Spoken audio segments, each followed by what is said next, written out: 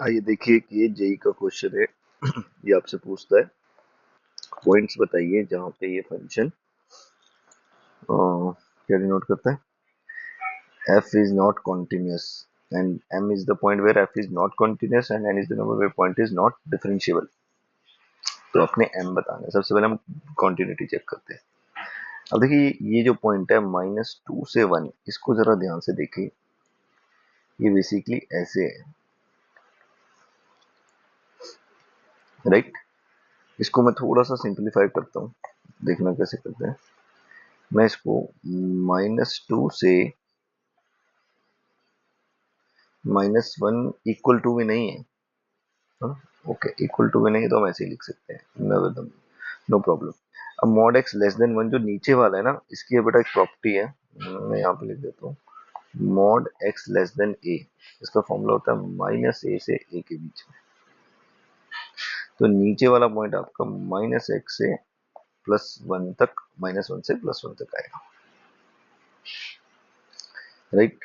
अच्छा, ऊपर वाला पॉइंट हम 0 तक तोड़ सकते हैं। देखें अब इंटरवल कौन से होते हैं, -2 से -1 तक है। अब इसके बीच में आपका हाँ ठीक है, नहीं आएगा कोई दिक्कत नहीं। ये वाला इंटरवल जरूर टूट जाएगा आपका, जो नीचे वाला है ये वाला। इसको हम ऐसे भी लिख सकते हैं, -1 से लेके 0 और 0 से लेके 1। देखो क्योंकि बीच में 0 पॉइंट भी आ रहा है ना, इंटीजर्स पॉइंट देखने होते हैं हमें, क्योंकि बीच में देखो यहाँ पे हमारा ग्रेटेस्ट इंटीजर फंक्शन भी है। तो फाइनली जो सेकंड वाला पॉइंट है वो हमने ऐसे ब्रेक करके लिख लिया। तो अब हम क्या करेंगे, अब ध्यान से देखें। अब तीनों के लिए मैं पहले केस फर्स्ट ले लेता हूँ, -2 से लेके -1। अब यहाँ पे लिमिट देखो, जो कॉर्नर पॉइंट्स की लिमिट है ये तो चेक करने की जरूरत नहीं है, राइट। तो हमें सिर्फ चेक करना है जो ये वाला -1 पे, राइट। अब अगर -1 से -2 और -1 के बीच में ग्रेटेस्ट इंटीजर क्या होता है, अगर देखिए आप लेफ्ट हैंड लिमिट चेक करेंगे, left hand limit at x equal to -1। अब -1 का ग्रेटेस्ट इंटीजर फंक्शन क्या होता है, देखो ध्यान से। देखो -2 -1 है ना। अब -1 के लेफ्ट हैंड लिमिट देखनी है तो मतलब ये वाले पॉइंट्स लेने हैं। ये होगा -1.9 -1.8, और इसका ग्रेटेस्ट इंटीजर लेफ्ट में होता है -2।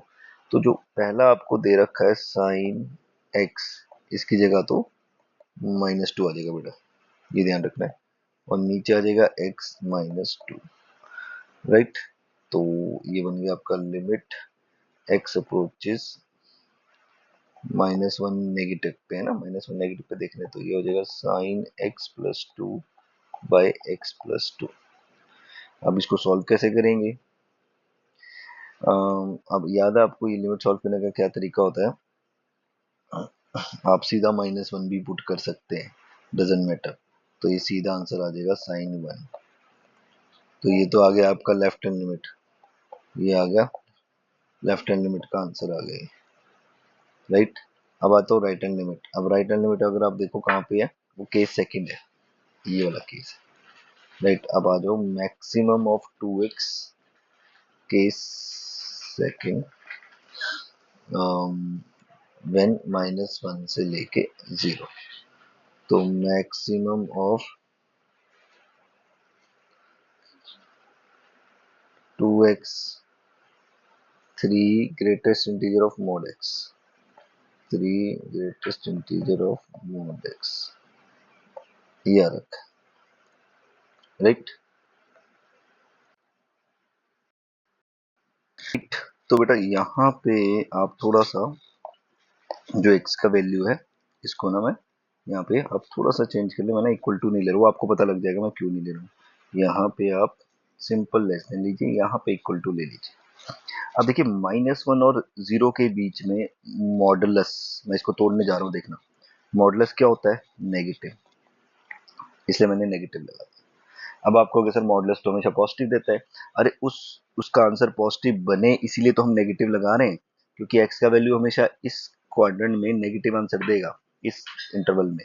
और मैंने एक नेगेटिव लगा दिया, तब आंसर अपना पॉजिटिव बन जाएगा। ओके, अब 3 ऑफ माइनस ग्रेटेस्ट इंटीजर, अब देखो -1 और 0 के बीच में अगर आप कोई भी वैल्यू डालोगे तो उसका ग्रेटेस्ट इंटीजर तो -1 ही आएगा, है ना। तो इसका आंसर बना मैक्सिमम, तो ये ग्रेटेस्ट इंटीजर का आंसर क्या होगा, -1। आप समझ रहे हो, ग्रेटेस्ट इंटीजर का कोई वैल्यू नहीं आता एक्स का, वो वैल्यू मतलब वो नंबर की फॉर्म में आंसर आता है। तो इसका आंसर हमेशा क्या आएगा, नेगेटिव फॉर्म आएगा, और ये बचेगा 3। ओके, और -1 के बीच के इस, तो इसमें मैक्सिमम आंसर कौन सा होगा हमारा, एक तो आंसर 3 दे रहा है, एक आंसर अगर आप -1 और 0 के बीच में देखें तो इसका मिनिमम आंसर -2 होगा, मैक्सिमम आंसर एक्स की जगह यहाँ पे पुट करें तो 0 होगा, और इसका आंसर 3 आ रहा है, तो मैक्सिमम 3 हुआ, तो इसका मतलब मेरा आंसर है इसका 3। लेकिन ऊपर देखो मेरा आंसर था sin 1, तो in nutshell x equal to -1 पे ये हो गया डिसकंटिन्यूअस, और जो डिसकंटिन्यूअस होता है वो नॉन डिफरेंशिएबल भी होता ही होता है, राइट। तो पहला आ गया ये। अब आ जाओ एट x इक्वल टू 1 पे। 1 के लिए मेरे पास क्या कैटेगरी है, 1 के लिए मेरे पास कैटेगरी है मॉड x लेस देन 1 था, ये रहा। अदरवाइज भी देखो एक आंसर लिखा हुआ है, अदरवाइज। अदरवाइज समझ रहे हैं कि अगर ये नहीं होगा x ग्रेटर देन 1 के लिए, अदरवाइज आंसर 1 दे रखे हैं, तो ये राइट हैंड लिमिट है। मैं अगर पेन चेंज कर दूं तो ये मेरी राइट हैंड लिमिट है एट x इक्वल टू 1 पे। लेफ्ट हैंड लिमिट में यहां से निकालूंगा, और वो भी आपको दिख ही रहा है, लेफ्ट हैंड लिमिट मेरी 1 तो आ ही नहीं रही है। अगर मैं 1 पे चेक करूं, दोबारा से आ जाते हैं, maximum of 2x, 3 mod x का ग्रेटेस्ट इंटीजर। अब मुझे क्या देखना है, 1 पे, राइट। 1 पे भी यही आंसर है। दो देखो, मॉड x ग्रेटर देन 1 मैंने ब्रेक किया था, तो उसका दोनों का आंसर यही था, मैक्सिमम ऑफ 3x। अब अगर आप देखें, मैं आपको यहीं पे लिख के दे देता हूँ कि अगर मैंने आपको बताया ये मैंने ब्रेक किया था -1 से 1 के बीच में, और फिर -1 से 0 और 0 से 1। अब मैं 1 पे कंटिन्यूटी चेक कर रहा हूँ, अगर मैं 1 पे कंटिन्यूटी चेक कर रहा हूँ तो ये वैल्यू और ये वैल्यू दोनों के लिए आंसर यही है, मैक्सिमम वाला। ये मेरा कहने का मतलब है। तो इसका मतलब अब मैं 1 पे यहाँ चेक करने जा रहा हूँ, तो इंटरवल है मेरा ये। अब 0 और 1 के बीच में मॉडुलस क्या होता है, पॉजिटिव, तो ये पॉजिटिव में टूटेगा, राइट। बिल्कुल ठीक जी। अच्छा, अब मुझे बताइए, ग्रेटेस्ट इंटर 0 और 1 के बीच में 0 भी है और 1 भी है, तो कोई भी लेंगे तो 0 ही आएगा, और इसका मैक्सिमम क्या हुआ, 2x, राइट। और लिमिट कहाँ चेक कर रहे हैं हम, limit at x equal to 1 पे, तो सीधा 1 पुट करेंगे तो आंसर क्या आएगा, 2। ठीक है जी। तो लेकिन ये है मेरी 1 की व्हाट, लेफ्ट हैंड लिमिट, क्योंकि आप देखो लेफ्ट पे चेक कर रहे हैं, और राइट हैंड लिमिट तो मैंने बोला ही था, अदरवाइज उसने दिया हुआ है 1, अदरवाइज लिखा हुआ है ना, देखो अदरवाइज 1, तो इसीलिए राइट हैंड लिमिट 1। तो discontinuous again at x equal to 1, तो नॉन डिफरेंशिएबल भी हो गया, क्योंकि जो डिसकंटिन्यूअस होगा नॉन डिफरेंशिएबल होगा ही होगा, श्योर है, दैट इज श्योर। ओके, तो नेक्स्ट है आपका, रिकॉर्डिंग हो रहा है, हाँ रिकॉर्डिंग हो रहा है।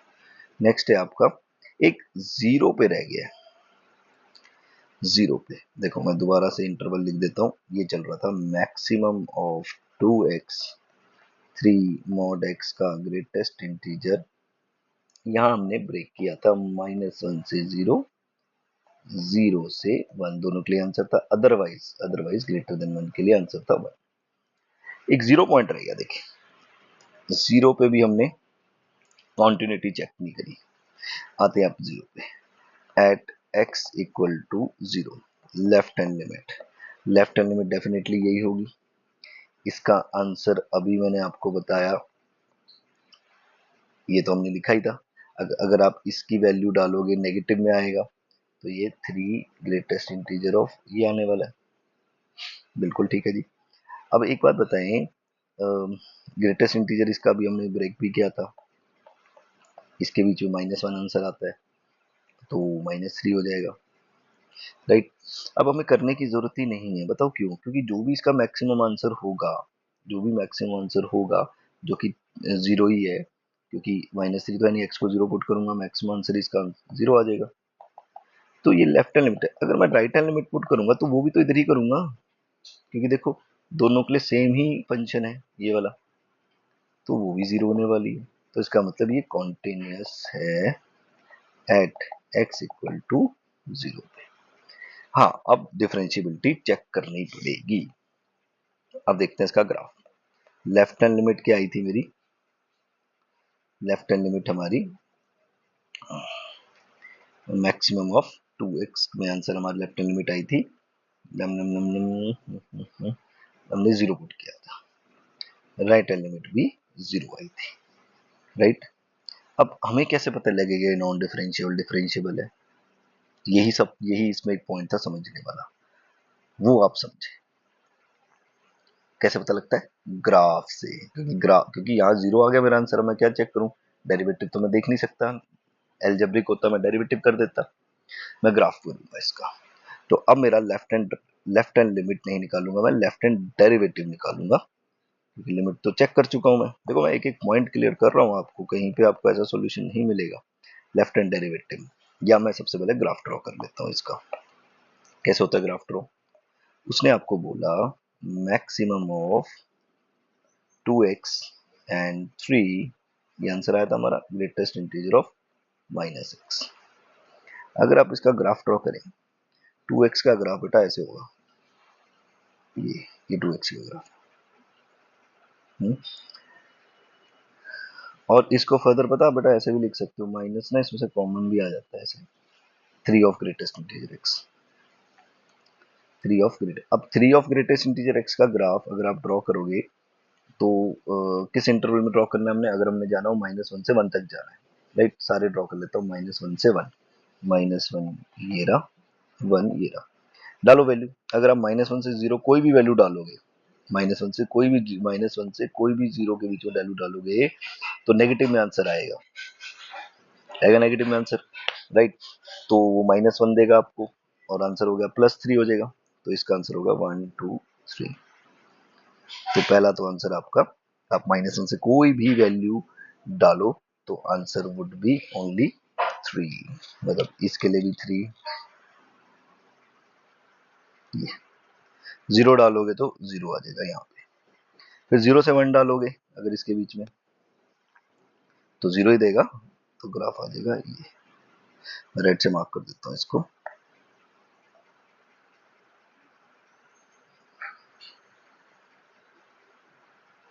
अब -1 से 0 तक हमने कौन सा ग्राफ ड्रॉ करना है?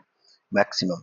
मैक्सिमम मतलब -1 और 0 में ग्राफ नीचे वाली लाइन है या ऊपर वाली लाइन? ऊपर वाली लाइन, तो इसलिए मैं नीचे वाली लाइन को ड्रॉ कर दूंगा, मतलब नीचे वाली लाइन हट जाएगी, ये हट गई। -1 से 0 कौन सी बड़ी लाइन है? ऊपर वाली, तो मैं नीचे वाली हटा दूंगा, क्योंकि मैक्सिमम लिखना है ना मुझे, ये वाली हटा दूंगा। तो आप देखो 0 पॉइंट पे ये यहाँ पे आ गया है ना ग्राफ इसका, मतलब नॉन डिफरेंशियबल कैसा होता है? ये कर्व बनेगी ना ऐसे, ये ऐसे कर्व बनेगी, तो नॉन डिफरेंशियबल होते हैं जो शार्प एजेस होते हैं, तो इसलिए 0 पे ये आपका नॉन डिफरेंशियबल होगा।